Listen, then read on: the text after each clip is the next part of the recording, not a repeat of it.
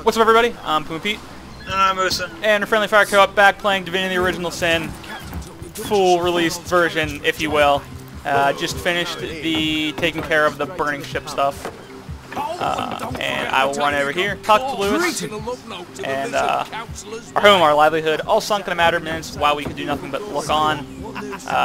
Tell me about yourselves. Well, we were merchants, which seems like a moment ago with our ship sunk. We're little more than 3 men with nothing more to say than boom. What happened here?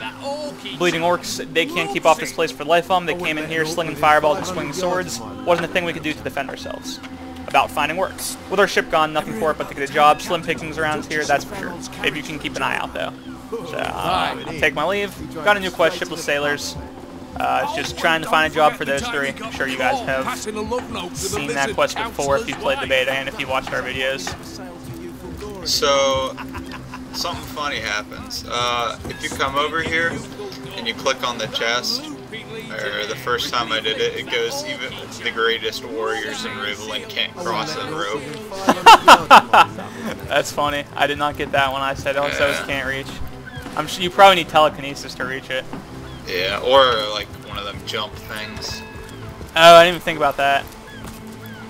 I think the only jump-esque ability, at least at the beginning of the game, is, you want to run in here real quick? I can't even smell grab the quest. The only, thing going on in there is the only, the only early skill that lets you jump is the ranger skill, to the best of my knowledge. Yeah, and there's the fire one. Alright. Who better than proven orc crusher to convince my dumbbell of a friend here that orcs are predators, not pets.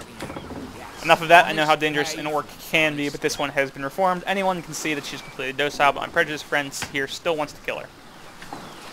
Tell me about yourselves.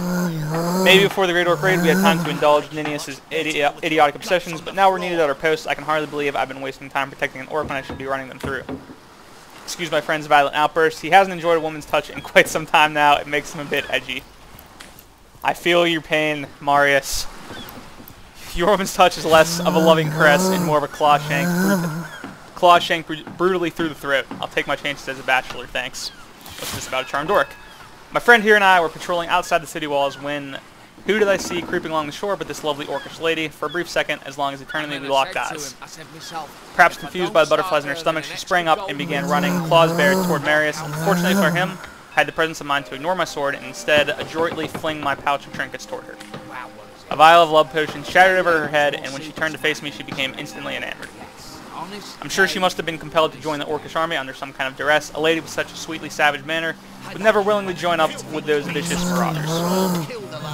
I can assure you there wasn't a hint of sweetness in those murderous eyes. When she lunged at my throat, she may be confined here for now, but who's telling when she'll escape and who she'll rip to shreds. So let me tell you what I think. You see, he believed it was noon at midnight if he read it on a printed pamphlet. Please tell me you can reason with him or ditch reason and use your sword to save him from his murderous darling. So I'm going to go with, she's got to be put down. If this love potion is as dodgy as it sounds, she could come to her vicious senses at any time. And Mason can... Alright, Mason's going to agree with me. Glad to hear I'm not the only one with common sense around here. I'll do the honors myself. This is like a brutal end of the quest, for the record.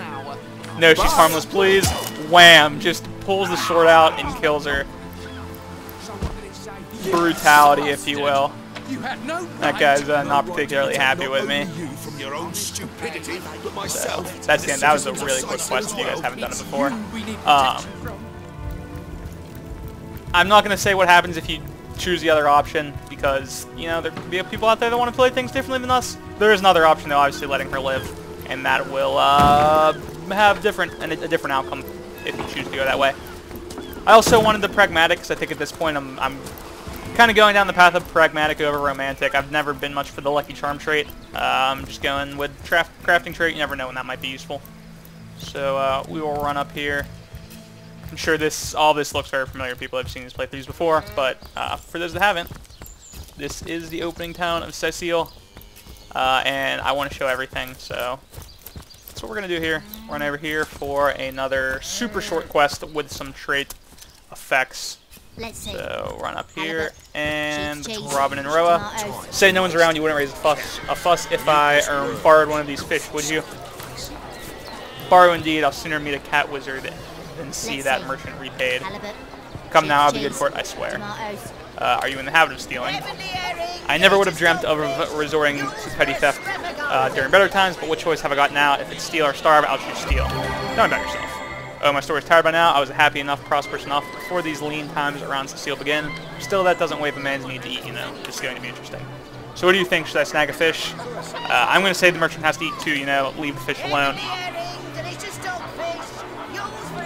And Mason says, I'm sure this one little fish won't starve the merchant. He should take the fish. And this is the first rock, paper, scissors event, so I'm going to go with reason that fish simply isn't ours to give. We can't offer it up as though we had the right to do so. Cheese, tomatoes. There's a lot of dialogue going in the background of this. You can like hear the person like, I guess, talking about her grocery list. Alright, so Mason knows how I play rock, paper, scissors, but then does he think I'm going to switch it up for some like meta business going on here? Ah, Mason, you're too good. You're too good at this game. You know my every move. Oh, bet you weren't expecting that one though, were you? Now I'm in your head. Oh, well played, sir. If you guys have not seen previous, you would pick the same thing again. If you guys have not seen previous Divinity Original Sin, oh, you got me. I am known for always picking rock. I pick rock like 100% of the time usually, but now Mason knows that I pick rock. So, aha! So now I have to be like doubly careful of what I pick. Let's go with this. Oh, well played, sir. Let's see. Halibut, sheep's cheese, tomatoes. What do you got, Mason? Ah, you jerk! You knew I'd go back to Old Faithful. Old Faithful. Old Faithful is in fact the Rock. The Rock is Old Faithful. Oh man! All right, well Mason wins. They're gonna steal the fish. All right, that's Spirit, or should I say the Soul? And so here we go. Now a guard comes up. Sir, did you steal that fish? And now we have another option of ratting the guy out. So I'm surprised his pants haven't come fire yet. The damn liar. Simply shocking the way he lied so blatantly. Mason, you're a terrible person. You told the guy to steal, and then you ratted him out. Being considerate there would have been helpful. I got an extra charisma point. Righteous gives me extra leadership though, which is obviously very nice. Renegade does very little for me as a pickpocketing ability, so.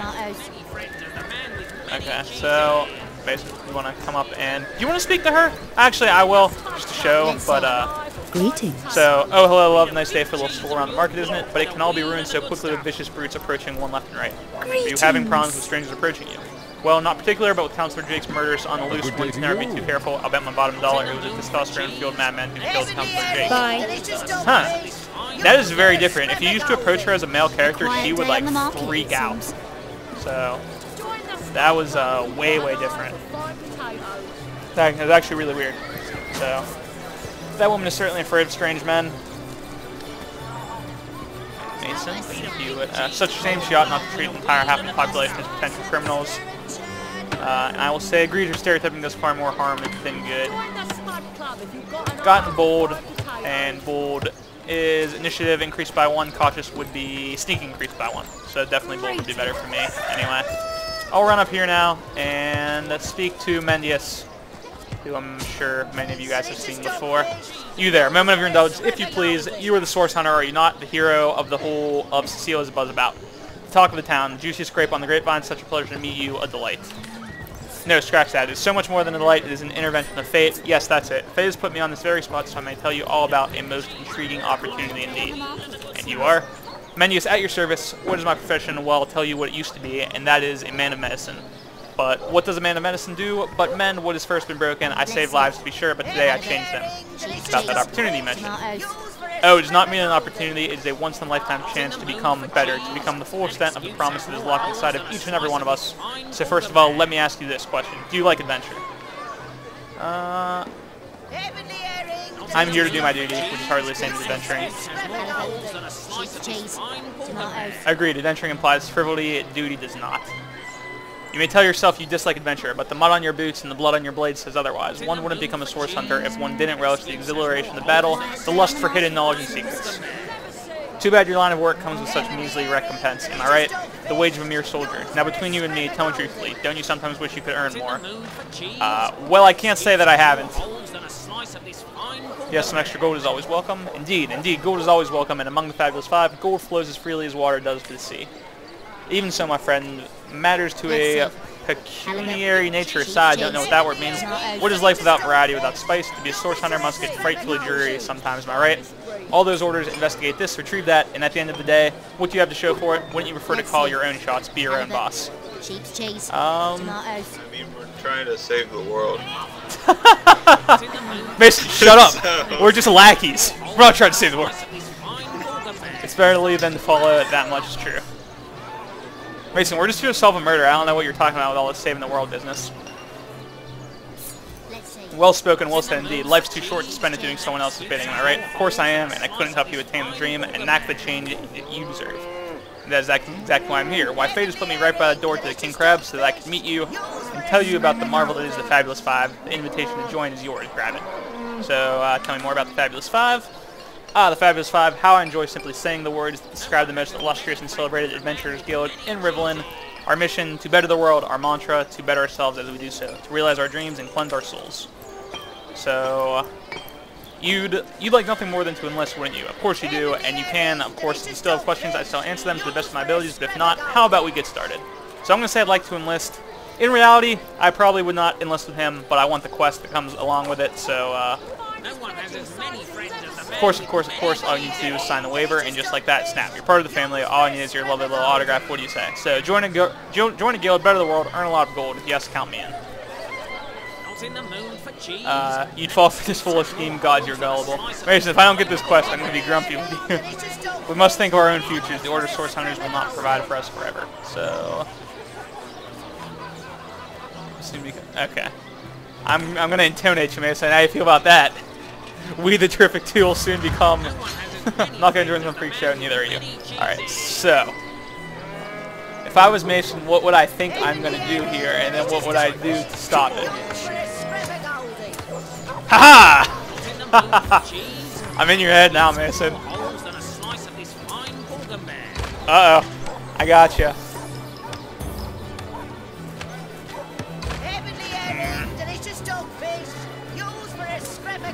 Darn it. Jerk. I know.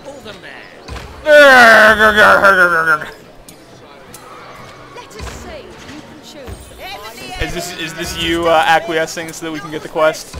Yeah. That's what I thought. So here we go. No, we'll do as I say, and there's the end of that. Marvelous, magnificent, oh, but what am I saying? Fabulous is the word. You may not realize it yet, but your fortunes, your very life is about to change for the better. So let us not dilly-dally. To business. Your first assignment is ready and waiting if you're ready and willing. About my assignment. It's pretty straightforward task, this one. Now in this town dwells a wizard. Aru is his name, and he's a frightful, eccentric, scientific type, you know. You know the kind. Favors reason over faith and all that. Not Fabulous Five material, him. His experimental weapons may keep a couple of skeletons away from the city, but many of his other researchers failed, malfunctioned with tragic consequences. One of them was a big lumbering apparatus, a frightful automaton shaped like a giant made of steel. It was supposed to crush the undead by the dozens, piled as it was by a trained legionnaire. But you can guess what happened. Did it become sentient? Was it cursed? Whatever the cause, the thing relieved itself of its pilot and headed north toward the network of caves. Now ask yourself, what if it comes back? It could smash the city walls and claim 100 lives before being subdued. Luckily, there are those in the world who belong to the Fabulous Five, the braves who eat such atrocities for breakfast. Go, my friend, find this wizard's abomination and claim your just reward from Mayor Cecil in the name of our Hollowed Guild. Easy money. So I'll take my leave now. And I know there's a lot of reading. This first couple episodes are going to be a little bit of that. I hope you guys don't mind. Once we kind of get out into the adventuring world, there will be less of it. But obviously we have a lot of quests and a lot of like story to get through here. So I'm going to pick up our first companion now. Medora, stop running away from me. Here we go. Back, devil. Back, I say, or I'll split you from navel to beak. Oh, ho-ho, Medora, you jumpy lummox. Navel to beak, she says. 1,000 pardons, comrade. When you've been bashing the skull as long as this will bear, it's easy to mistake every nudge and jostle for the deadly grasp of a sore cyclopus. Now, how about a proper introduction? But let's keep your voices down, shall we? One never can tell what the enemy is laying its eyes and ears. What do you mean by the enemy? Hell's bells, comrade. Keep your voice down. Do you want every Thaddeus, Rich, and Harold to know our private business? Any one of these shifty-eyed drunkards could well be a source spy. Now then, I'll explain. Like you, I'm here to sniff out and annihilate the source threat. Source hunter in spirit indeed, if no longer by title. Medora is the name, my hand to your cause, and my sword at your side. The Order retired this little old lady to a sleepy town a bit north of here, but no rocking chair could keep a born and bred source hunter from such a flagrant infestation of dark magic. Counselor murdered, Medora for one won't rest until the fiend is caught. On that subject, I could use someone to cover my back, with source demons lurking under every floorboard in the city, and it goes without saying that you could use another stout heart and experienced sword by your side. So you'd like to join this party. Well, you know the old expression, two's a tea party, three's an invasion. Mason, we should use that expression more often, just in like everyday life. Three's an invasion. Yeah, like next time we're hanging out, we need a third person. With our keen training combined, we'll be able to face any of the myriad monstrosities that are bound to confront us. What say you? A fantastic plan together will annihilate every speck of source in the city. So I'm going to go with 1 because I'm afraid 2 may actually keep her from joining the party, so I'll say a fantastic plan. I actually don't think from my experience, any partner conversations don't actually affect the traits. I'm not 100% sure of that, so. That's the spirit. Listen closely now. Do you hear it? That's the sound of every sorcerer in a 100-mile radius shaking in his wee boots. So I actually never knew Medora was like an ex-source hunter. I smell fierce stench of frightened source goblin. Actually, I think that's only roast pig. Ah, yes, of course. This time. Alright, Oh, so Medora. we'll go ahead and pick up Jahan now. So, here we go. I'm not going to try to read that. I don't even know. He's speaking not a real language. What is this? Who are you to interrupt my musings? By Naga the Protector, they have the manners of boors, these boatmen of Cecile. Oh, but perhaps I spoke too soon. Perhaps I was mistaken, for you hardly resemble the local fisher folk, which, incidentally, is a compliment of copious dimensions indeed. No, a source hunter, that is what you are. Yes, a stalker of sorcery, a chaser of charms, pernicious.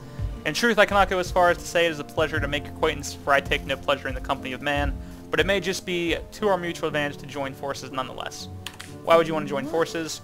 Why, simply because you hunt source, and I, Jahan, hunt demons. You are aware, of course, that often both of these pests frequent the same shadowy pools of infamy. Now, I hate what I hunt, but I respect its cunning, should I not. Should I not, I have been decimated body and soul long since. This is a sentiment I'm quite certain you must recognize. Let there be strength and cunning, yes, but also in numbers. The calculus of wizardry I offer you, the might of the magician's mastermind. On one condition, that on our joint travels we will never deal with demonic entities, no matter how tempting their propositions. Give me your word on this, and I'll weave you spells. So, I'm going to go with, again, very well. There will be no deals with demons, because, again, I don't act... Nice of you to take a seat while we're conversing, Mason. Yeah, I'm having a good time staring at this empty bookshelf here. Most gratifying. I see you are firm of purpose, and thereby ready to descend to the madness of the sorcery, into the depths where demons dance. Gladly shall I follow you into the abyss. Onward, blood and triumph await. So, I'm going to control both of these characters throughout the playthrough. And people are going to be like, why doesn't Mason control one? The joke answer to that is Mason can't be trusted with nice things. The more serious answer is simply that, we kind of want you guys to be able to see as much of, like, the decision-making process as possible, and that is best accomplished with me as the controller of both. So we'll go ahead and pick up some quests from the mayor. Oh, it's you. Come closer then, closer. My ears aren't what they used to be, nor my eyes for that matter. Yes, hello, Source Hunter. Our city welcomes you. Tell me about yourself, Cecil. My elf? What elf? Oh, myself. I'm Cecil, Mayor Cecile, and husband of the stately Cecilia. I've been the mayor here for decades, and I'm quite eager to say Cecile through these difficult times. Yes, very difficult times indeed. Tell me about the issues in Cecile. What? Oh, you mean Cecile. Very difficult times indeed, as though the death of Jake, and by source magic no less, weren't enough, we're also facing all sorts of brutish intruders. The undead have overrun all but one northern trade route, while the orcs are making a habit of savaging our beaches. That's not to mention that at the top of the whole caboodle, there's rumors of some new religious sect or cult or some such sticking its tendrils into the innocent, seven-fearing folks of Cecile. And while we're on the subject of troubles, I myself have a private matter I'd like to bring to your attention. It involves a magic relic I rather foolishly sought, a weapon called the Staff of Pergamon. So, what's this about a Staff of Pergamon? The what of what now? You're speaking gibberish. Ah, you mean the Staff of Pergamon? Yes, yes, I was expecting a shipment of weapons, and among the cargo was this very powerful, very rare staff. I managed to place the order through means somewhat atypical to a government official. Cecil proved an old fool, though, for the merchant slave to deliver it to me has just informed me that the damn thing has gone missing. I fear it may have fallen into the wrong hands, and I wonder if you could retrieve it for me. So, let's go ahead and change the subject. that's really all that's that important to talk about. You know what? Yeah, that's good. That's enough. Do you have any work for a trio of sailors? I don't think he does. No, all my clothes are in a fine condition, thanks. I've been going to the same tailor for years. That's not what I asked, Cecil, but thanks for the answer anyway. And we'll have one more discussion with Charlene. Old man dabbled in A source hunter with a sight for source Sicilian eyes. Tell me about yourself. Me, I lived alone here in town. Used to be my younger brother Tom and I were practically joined at the hip, but that's all changed now. What happened to your brother Tom? He's always been something of a rascal, calling his petty hooliganism adventuring and endlessly worrying my poor mind, but of course I've always loved that scamp to bits. For my part, I encouraged him to join the Legion, even got him sparring with Captain Arius now and then, but then those blasted Fabulous Five came into town. That band of, I don't even know what to call them. Well, they're his heroes, and I simply couldn't prevent him from going to see them. That one meeting was all it took for Tom to run off with them on some mission to God knows where. Bye. So, open up the quest log real quick to see you guys what's been going on. Got this new quest from the Fabulous Five. We have to go up to the north to destroy Arhu's rogue robot, Cecil's mighty staff. Gotta retrieve the staff of Pergamon, and Tom the wannabe adventurer. Charlene's looking for brother Tom, and we have to go find him. So that's what that's all for this episode. I know this was a lot of talking, but decent amount of lore behind Jahan and Fedora kind of been talked about, and got some more quests to pick up. Probably have like one more quest of just picking stuff, or one more episode picking quests up and whatnot, and we'll get into some combat and some more interesting stuff. So thanks for watching, guys. Remember to subscribe if you'd like to see more daily Divinity Original Sin content, as well as other videos. You think they would notice this giant rock? No, Mason, that rock is extremely inconspicuous. All right, just asking. All right, and we will see you next time. Bye. Bye.